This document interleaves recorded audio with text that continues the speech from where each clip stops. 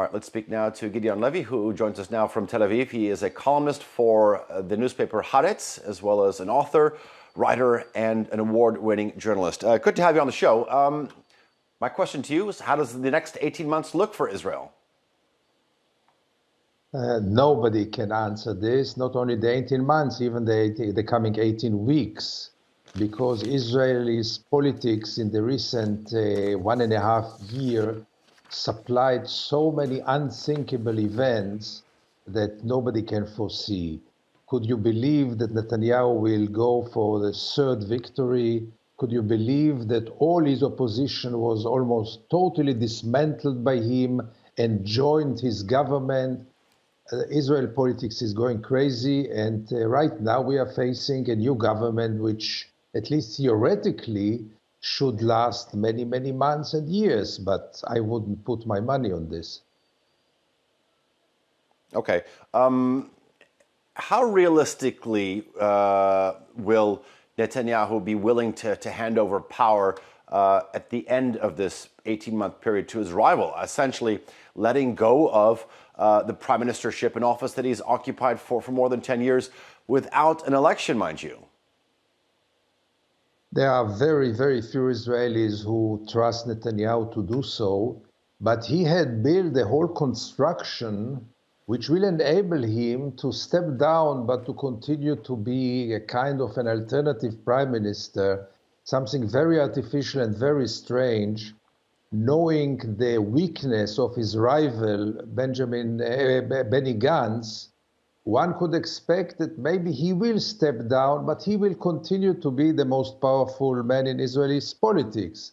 It all depends. For him, it's the struggle from court, it's a struggle from getting away from his trial.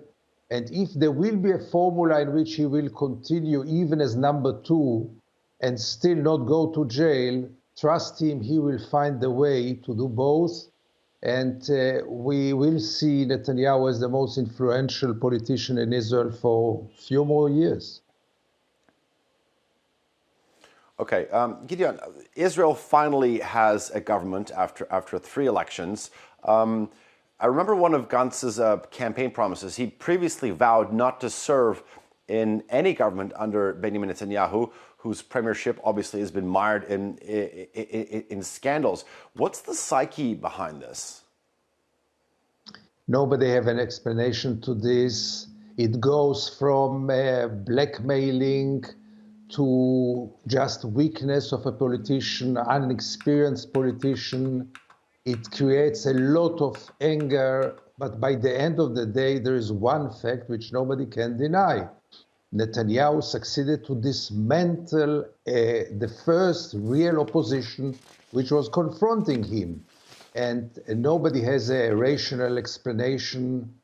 Gantz went crazy in a way and did, the only rational explanation that one can get is that the alternative were another elections. And this really was even a worse option. But still, to see the name of Gantz, his signature, as asking the president to nominate Netanyahu as prime minister is a very, very weird phenomena.